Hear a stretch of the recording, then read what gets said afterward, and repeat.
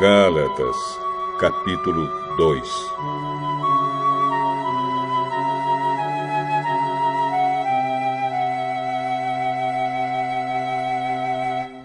Quatorze anos depois, eu voltei para Jerusalém com Barnabé e levei Tito comigo. Voltei para lá porque Deus me revelou que eu devia fazer isso. Ali, numa reunião particular com os líderes da igreja, eu expliquei a eles a mensagem do Evangelho que anuncio aos não-judeus. Eu não queria que o trabalho que tinha feito e estava fazendo fosse um trabalho perdido. Tito estava comigo, mas ele não foi obrigado a circuncidar-se, embora ele não seja judeu. Porém, alguns tinham se juntado ao nosso grupo, fazendo de conta que eram irmãos na fé e queriam circuncidá-lo. Eram homens que tinham entrado para o grupo como espiões, a fim de observar a liberdade que temos por estarmos unidos com Cristo Jesus e para nos tornar escravos de novo. Mas em nenhum momento nós cedemos, pois queríamos que vocês tivessem o verdadeiro Evangelho.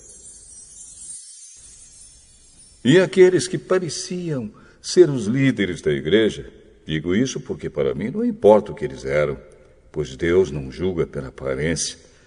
Aqueles líderes, repito, não me deram nenhuma ideia nova. Pelo contrário, eles viram que Deus me tinha dado a responsabilidade de anunciar o Evangelho aos não-judeus, assim como tinha dado a Pedro a responsabilidade de anunciá-lo aos judeus. Pois pelo poder de Deus fui feito apóstolo para anunciar o Evangelho aos não-judeus, assim como Pedro foi feito apóstolo para anunciar o Evangelho aos judeus. Por isso, Tiago, Pedro e João, que eram considerados os líderes da igreja, reconheceram que Deus me tinha dado essa tarefa especial. E, como sinal de que éramos todos companheiros, eles deram a mim e a Barnabé um aperto de mãos. E todos nós combinamos que eu e Barnabé iríamos trabalhar entre os não-judeus e eles entre os judeus. Eles nos pediram só uma coisa: que lembrássemos dos pobres das igrejas deles. E isso eu sempre tenho procurado fazer. Porém, quando Pedro veio para Antioquia da Síria, eu fiquei contra ele em público, porque ele estava completamente errado. De fato, antes de chegarem ali alguns homens mandados por Tiago, Pedro tomava refeições com os irmãos não-judeus. Mas, depois que aqueles homens chegaram, ele não queria mais tomar refeições com os não-judeus porque tinha medo dos que eram a favor de circuncidar os não-judeus. E também os outros irmãos judeus começaram a agir como hipócritas, do mesmo modo que Pedro. E até Barnabé se deixou levar pela hipocrisia deles. Quando vi que eles não estavam agindo direito, de acordo com a verdade do Evangelho, eu disse a Pedro na presença de todos: você é judeu, mas não está vivendo como judeu, e sim como não-judeu. Então, como é que você quer obrigar os não-judeus a viverem como judeus? O fato é que nós somos judeus de nascimento e não pecadores não-judeus, como eles são chamados.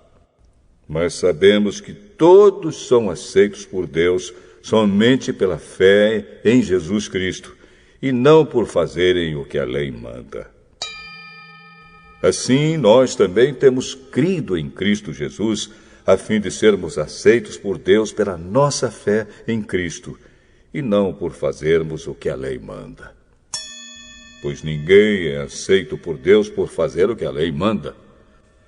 Ao procurarmos ser aceitos por Deus por estarmos unidos com Cristo, fica claro que somos pecadores como os não-judeus. Mas será que isso quer dizer que Cristo trabalha em favor do pecado? Claro que não.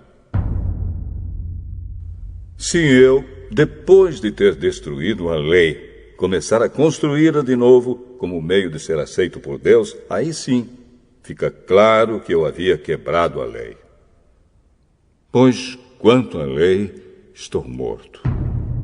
Morto pela própria lei, a fim de viver para Deus. Eu fui morto com Cristo na cruz. Assim já não sou eu quem vive, mas Cristo é quem vive em mim. E esta vida que vivo agora, eu a vivo pela fé no Filho de Deus, que me amou e se deu a si mesmo por mim. Eu me recuso a rejeitar a graça de Deus, pois se é por meio da lei que as pessoas são aceitas por Deus, então a morte de Cristo não adiantou nada.